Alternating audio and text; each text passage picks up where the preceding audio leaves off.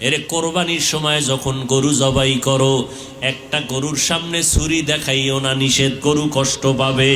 এক গরুর সামনে আর একটা গরুরে জবাই করবা না, গরু কষ্ট পাবে।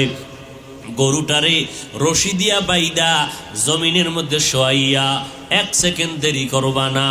কিন্তু আমাদের সমাজের মানুষেরা কোরবানির সময় গরুটারে হাতে পায়ে বান্ধিয়া মাটির মধ্যে শোয়াইয়া এরপরে বিশাল চিঠি পড়ে, অমুকের মাইয়া, অমুকের ফোলা, এই রকম 7 নাম 13 বাড়ির নাম নিয়া গোষ্ঠী শুদ্ধা নাম পড়ে।